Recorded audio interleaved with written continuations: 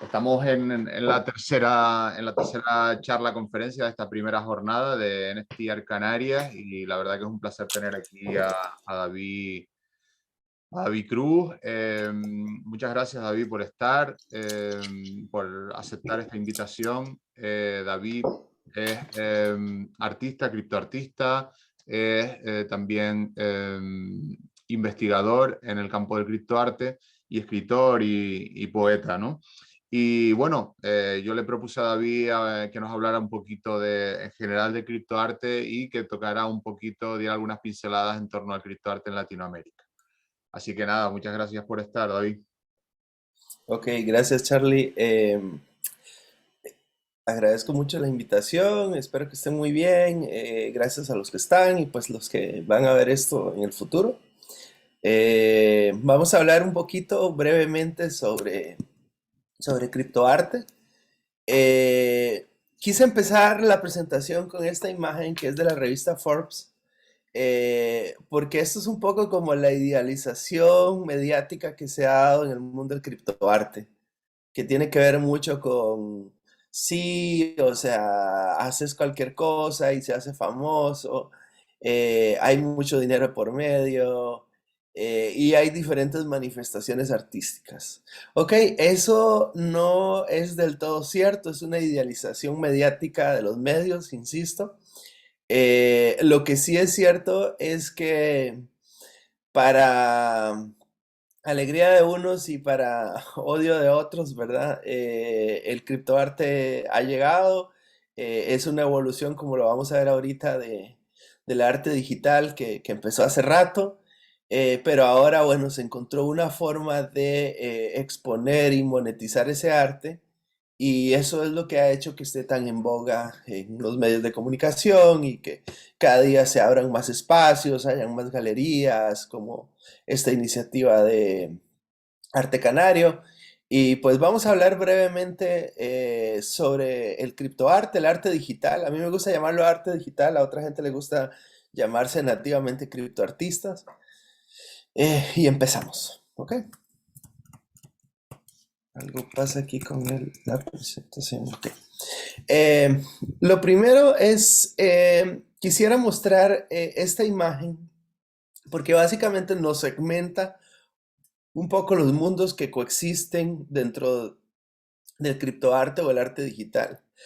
Primero está lo que se llamó New Media, digamos, académicamente, que básicamente engloba una serie de manifestaciones artísticas como las artes electrónicas que están producidas por medio de máquinas, el video, que sería parte como de esas máquinas, el arte digital, que es arte que nace concretamente en dispositivos, llámese computadoras, Wacom, código, inteligencia artificial, etcétera, y el arte en la red, que el arte en la red, o sea, como vamos a ver un par de ejemplos ahorita, hay arte que nace nativamente en una página web y que puede vivir ahí, o sea, que está programado desde cero y hecha la obra de arte en un sitio web.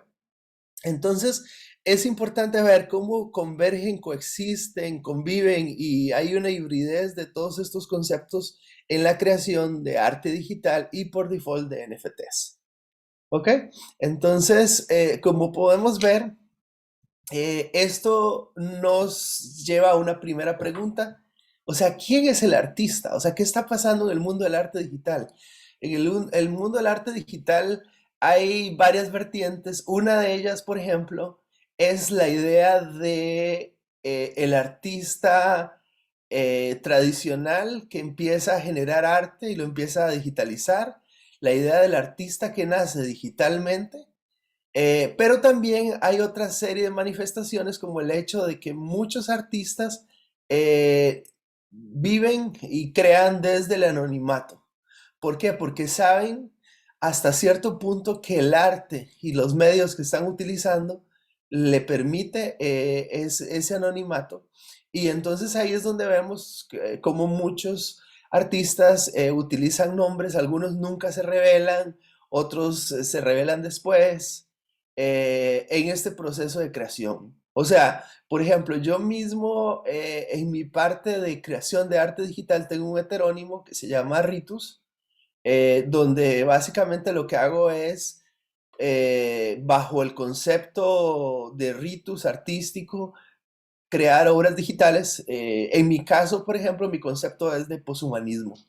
Entonces, es importante esta pregunta, o sea, ¿quién es el artista? ¿Por qué? Porque eh, hay o sea, una persona que desde otra óptica está creando arte, o sea, no es completamente el artista tradicional, aunque muchos de esos son artistas tradicionales.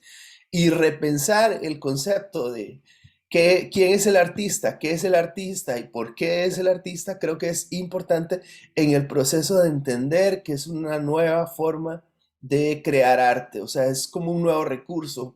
Para ponerlo en términos simplistas, puede ser como una especie de nuevo canvas, ¿ok?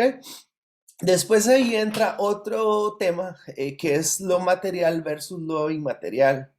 O sea, muchas de las obras de arte que se crean digitalmente, se sabe que, o sea, se puede plasmar desde un punto de vista inmaterial.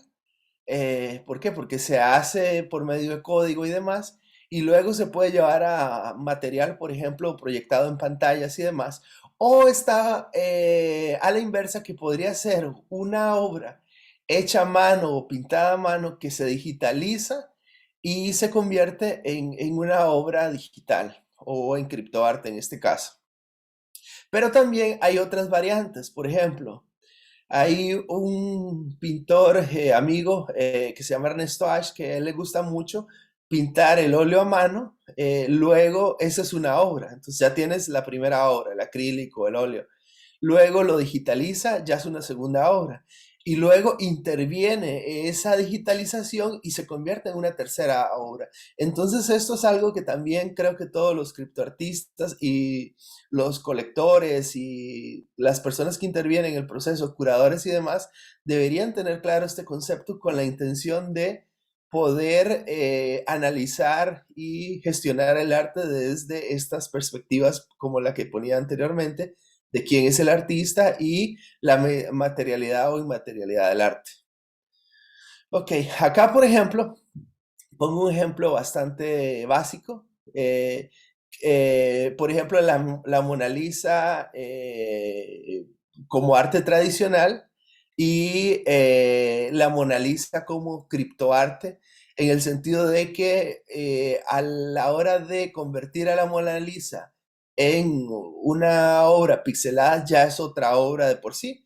Entonces eso básicamente permite que a partir de una obra canónica clásica se pueda producir otra obra.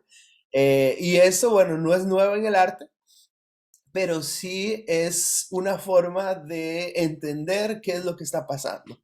Ok, hay un matemático de los años 50 que se llamaba Ben Lapowski, que ha sido muy estudiado en el mundo del arte digital, que básicamente él realizaba a partir de ecuaciones matemáticas en procesadores de texto, hacía luz abstracta que se terminaba convirtiendo en obras de arte, pese a que él, en su caso concreto, no se llamaba artista, pero básicamente eso es como, al menos a nivel histórico, es el primer caso de arte digital, digamos, de que se tiene conocimiento.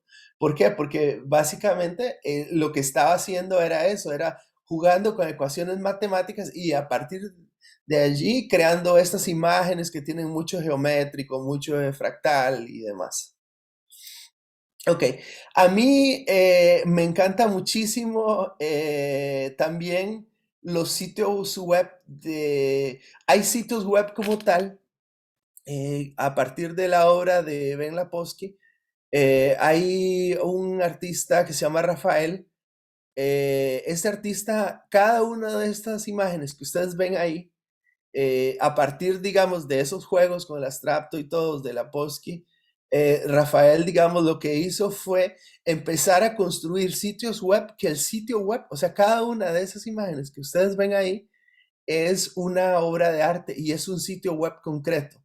Entonces, por ejemplo, si entramos a cada uno de esos sitios, veremos que es una obra, o sea, tiene movimiento, algunas tienen animación, otras puedes jugar con el cursor, y vemos cómo a partir del trabajo, digamos, matemático que se hizo hace 60 años, un artista contemporáneo puede llegar y puede crear un sitio web que a la hora de estar vendiendo la obra de arte, realmente lo que estás vendiendo es un sitio web.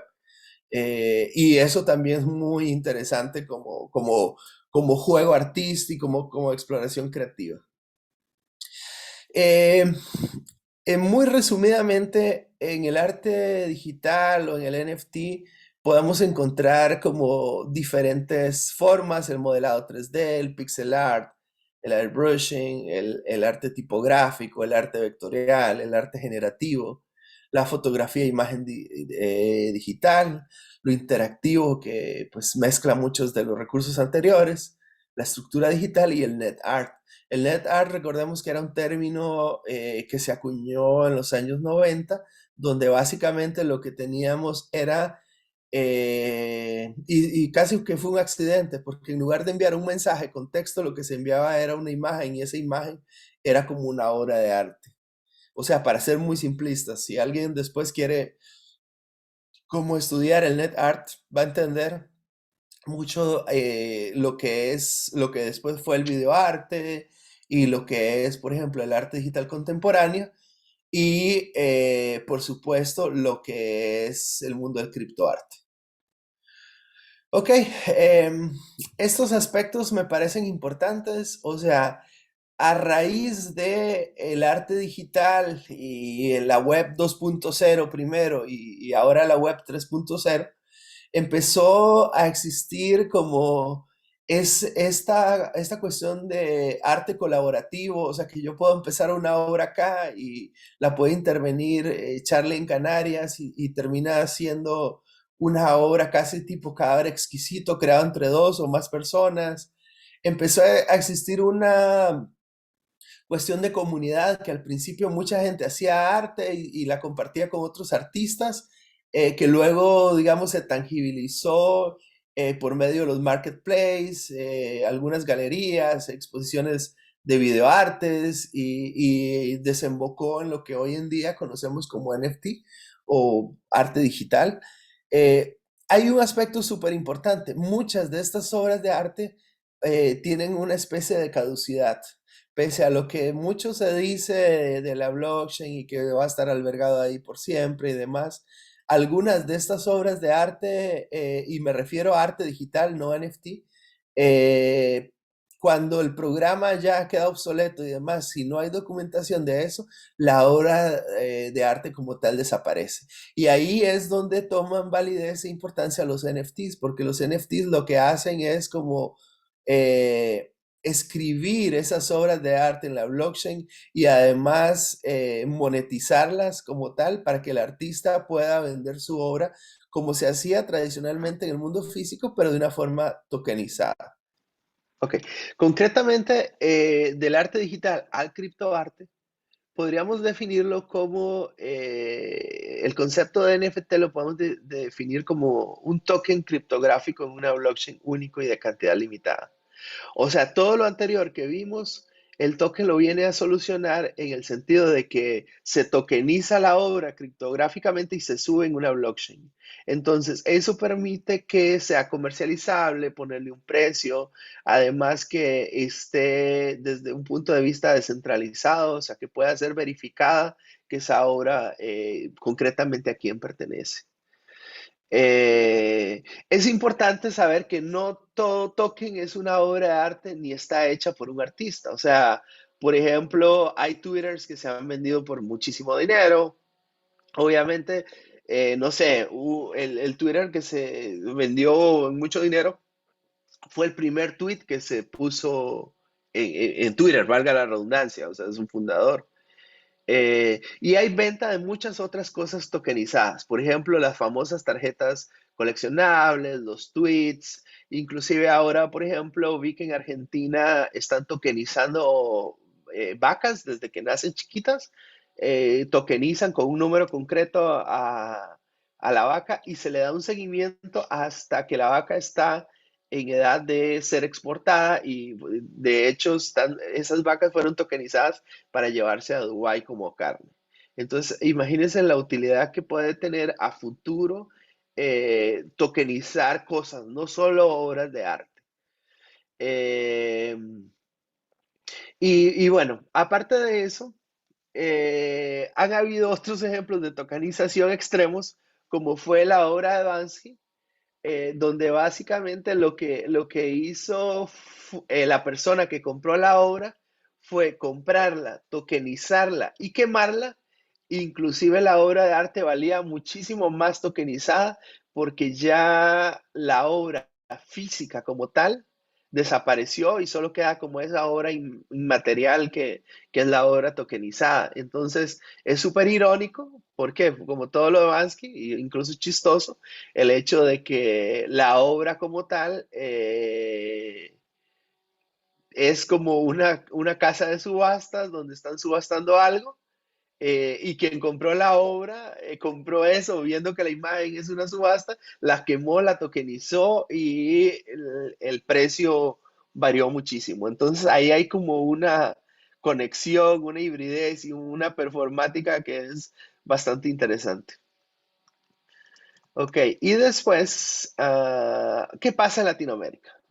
Ok, esto nos sirvió como una especie de preámbulo general para entender de dónde viene el arte digital, casos concretos clásicos, a modo de mucho resumen, eso sí. Y ahora vamos a ver un poco qué pasa en Latinoamérica. En Latinoamérica, el otro día leía datos de No Origin que Latinoamérica es uno de los lugares que más está produciendo artistas. O sea, sabemos que hay una comunidad, por ejemplo, mexicana muy fuerte, hay una comunidad cubana muy fuerte, una comunidad argentina. Obviamente tiene muchísimo que ver con temas poblacionales y demás, y el estímulo al arte, otro tipo de aspectos. Eh, pero en Latinoamérica yo pondría concretamente algunos ejemplos. Rey es un artista de origen mexicano que creció en Holanda, si no mal recuerdo, eh, que su obra es increíble, o sea, tiene mucha influencia como del arte indígena del centro de México, pero a la vez es una obra muy universal, o sea, al punto de que él ya era un rockstar del mundo del arte digital y por default el NFT. Y hace poco realizó una colección con los Motherfuckers, que fue como un hito en ventas y demás, que pensaría yo que es como lo que más ha generado en el mundo en español dinero aparte del arte. Pero si vemos su arte es muy colorido, una inmersión en la naturaleza bastante particular. Y pues esto es Rey como tal. Esta obra se llama Wildlife for Spirit.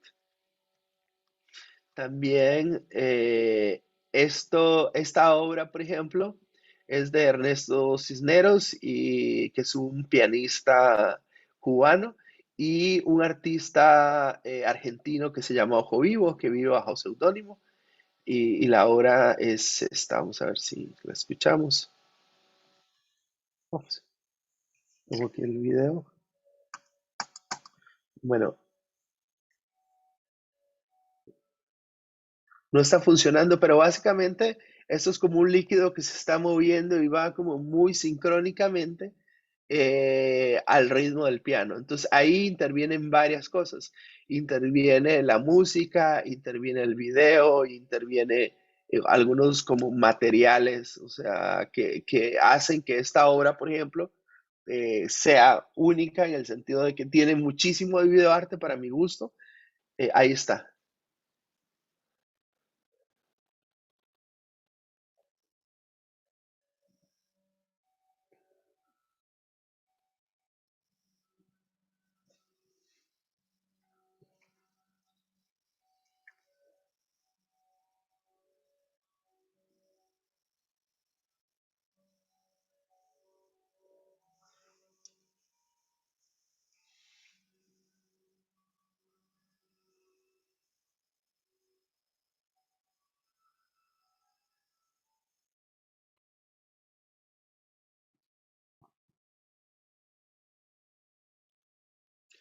y se llama Canto del Celo. Este artista, por ejemplo, el otro día que estábamos en el evento de NFT Canarias, en el Space, o sea, entró, pues me gustó mucho lo que hace. Es alguien que está empezando, al menos eso es lo que yo creo. Era su primera vez hablando con nosotros. No, lo quise poner, ¿por qué? Porque primero su obra está increíble y segundo, esto es carboncillo, pero hecho digitalmente. Entonces, usa como técnicas del arte tradicional, pero ya directamente en cuestiones digitales. También esto, por ejemplo, es de Ultra, la Federación Ultravioleta, que es nuestro amigo Charlie. Es un artista que juega muchísimo con el dibujo y la pintura en movimiento. O sea, él tiene todo o como un estudio a nivel, digamos, teórico de cómo él crea muchísima obra en movimiento. Incluso he visto como un video performático donde él básicamente va dibujando mientras va en un Uber o en un taxi y el resultado final es dibujo en movimiento. Entonces ahí hay también una manifestación. Esta obra se llama DP o DP. Vamos a ver. También está, y es muy importante, no sé, de todo esto que estamos hablando de NFT y arte digital, el arte generado por inteligencia artificial. Esta chica se llama Wanjeda, es colombiana y genera una obra con un misticismo, un nivel de profundidad conceptual muy interesante y todo generado con programas de inteligencia artificial. Como vemos, o sea, pero en su contraposición también está Sanyaku, que es un criptoartista que vive en Nueva York, de origen ecuatoriano, que utiliza algoritmos de inteligencia artificial, que hace obras muchísimo más puristas en contraposición a lo que vimos anteriormente, solo para que vean como dos técnicas. Y sus obras siempre son como rostros amorfos, con colores muy vivos, y también, digamos, es, le agrega como una variedad a nivel técnico y artístico, al menos para mi gusto, a lo que se está haciendo con inteligencia artificial en Latinoamérica. Y también tenemos, vamos a ver si este nos funciona. Ay, vamos a ver si.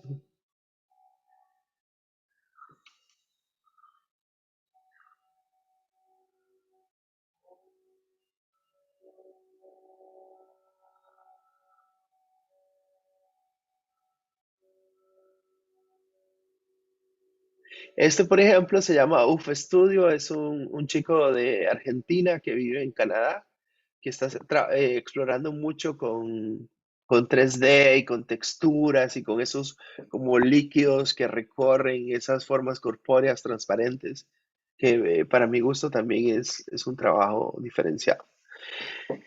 Y para terminar, o sea, tenemos a Zelda. Zelda es como nuestra Madonna, no sé, de Latinoamérica, del mundo NFT, o sea, tiene mucho tiempo de estar acá, ha hecho arte desde hace muchísimo tiempo y ella trabaja muchísimo con el glitch. Vamos a ver si nos corre el glitch.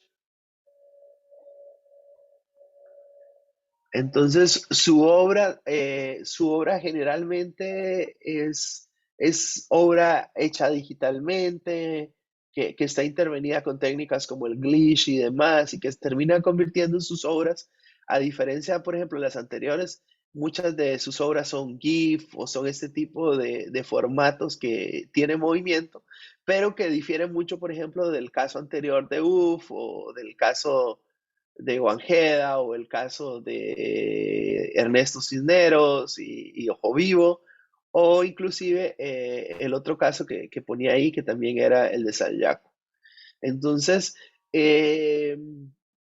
a como es de diverso el criptoarte. Acá hay otra obra de Zelda una más, que es la misma técnica de glitch, pero en elementos geométricos. O sea, imagínense eso en una pantalla de 2 por 2 metros, o sea, o las obras anteriores. Tiene componentes visuales muy interesantes, está jugando ahí, o sea, tiene podemos ver que hay influencias de Mondrian y otros tipos de arte, pero está creando algo, digamos, que está en movimiento, que está vivo. Y básicamente eso era lo que les traía, o sea, quería hacerles una aproximación a lo que es el criptoarte, o sea, qué cosas influyen, un poco entender la diferencia entre el arte tradicional y el arte digitalizado, y entender el concepto de NFT. Sé que muchos ya lo saben, pero pues a veces es bueno repasarlo, lo performático que puede ser en el sentido de que una obra física fue comprada, fue tokenizada y fue quemada, y los ejemplos que ya vimos de Rey, de Ernesto Cisneros y Ojo Vivo, de Dambas, de Ultra, de Wanjeda y de Salyaku, UF y Zelda, como diferentes voces que coexisten en Latinoamérica. Siempre hacer selecciones es una injusticia porque hay muchísima gente buena haciendo obra, pero básicamente eso era lo que les tenía el día de hoy y estoy muy feliz de ser parte de NFT Canarias y esperemos pues que poco a poco el proyecto vaya creciendo y que hayan aprendido algo con lo que les tenía el día de hoy. Muchas gracias, Charlie, y a todos y a todas.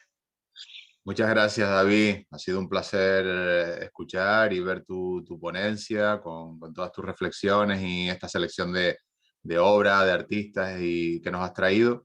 La verdad que me ha sorprendido, muchas piezas me han sorprendido. Y quería, antes de despedirnos, si me permites, David, hacerte una pregunta que tiene que ver un poco con tu ponencia. Eh, Respecto al arte latinoamericano, ¿tú dirías que hay actualmente algún elemento que identifique a los artistas de Latinoamérica con sí, algún elemento que los identifique y los diferencie respecto digamos, al criptoarte que se pueda estar o la obra que se está haciendo en otras regiones del mundo? ¿O crees que estamos en un contexto globalizado donde pues Zelda, no sé si es Argentina, la Es Zelda? Argentina, Zelda, sí. Sí.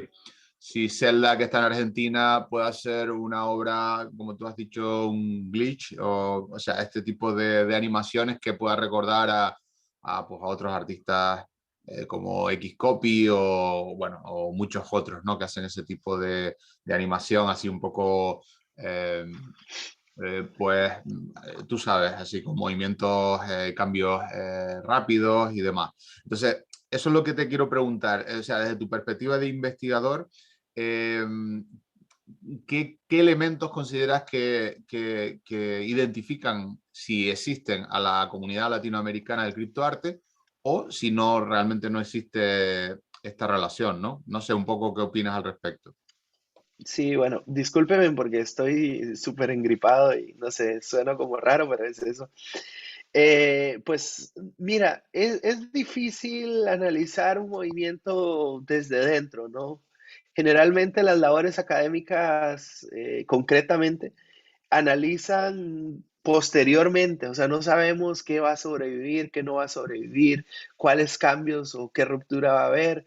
Lo que sí creo es que Latinoamérica, al igual, por ejemplo, que artísticamente fueron las vanguardias en la poesía, la pintura, etcétera, tiene una diversidad de voces porque somos eso, o sea, somos una mezcla cultural gigante, somos un sincretismo grande, o sea, no es lo mismo una visión boliviana, para poner un caso concreto, o sea, que tiene exposición a elementos indígenas, a lenguajes indígenas, pero también puede tener acceso a el arte contemporáneo hecho en Francia por el mundo digital, o sea, y no me atrevería como a categorizar algo tan nuevo, un movimiento tan nuevo. Lo que sí es, creo que cada artista, y eso ha pasado desde siempre, va buscando su camino. A algunos se le notan las influencias, a otros no se les notan las influencias, pero es como parte activa de la creación. No sé, yo siempre digo, eh, aparte de la ciencia que dice, bueno, que el ADN, ¿verdad? Llevamos una maleta de ancestros, yo también diría que en el mundo del arte llevamos una maleta de influencias, que a veces incluso inconscientemente no las vemos, pero concretamente, si uno dijera, hey, ¿qué aspectos o demás influyen? Yo pienso que es la diversidad de voces. O sea, ahorita concretamente uno podría decir, bueno, puedo decir que estos hacen 3D, estos hacen GIF, Glitch, pero sería algo muy vacuo y injusto inclusive para los artistas. Entonces, creo que hay que esperar que el tiempo pase y todo y quizá los académicos del futuro puedan hacer esa arqueología y entender mejor qué estaba pasando. Acuérdate que muchas veces inconscientemente el arte muestra la situación política del momento en el país, aunque hay gente que dice, no, yo no muestro lo político, siempre viene lo político, siempre viene lo social, siempre vienen las dudas internas y ese tipo de problemática termina obviamente influyendo en la técnica y en las influencias para mi gusto. Pues muchas gracias, David. Te agradezco mucho el que te hayas involucrado en esta primera edición de NFT Art Canarias. Ha sido un placer contar contigo y que hayas apoyado este proyecto. Sé que además estás haciendo un gran esfuerzo porque ahora mismo también la salud pues, no te acompaña al 100%. Espero que te recuperes pronto.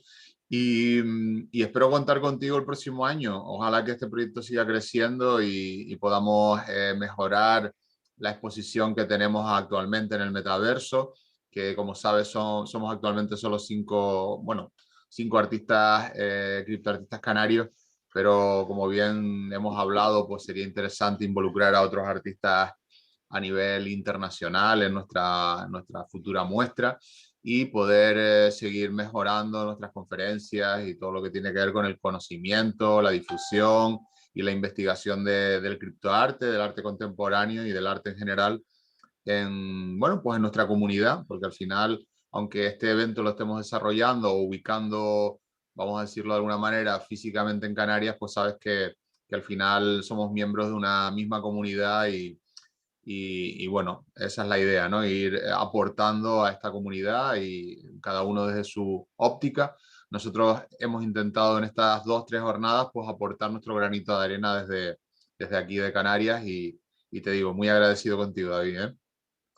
No, muchas gracias, gracias Charlie. Ahí las quijotadas siempre son las que terminan plasmándose, ¿no? O sea, Arnoldo y a Aida también, o sea, les mando un abrazo grande. Cuenten conmigo en lo que necesiten, yo mientras esté disponible y todo, o sea, con todo el gusto del mundo. Y creo que el otro año, con tiempo y todo, podemos involucrar a otras personas que ayuden y demás y hacer crecer poco a poco la muestra.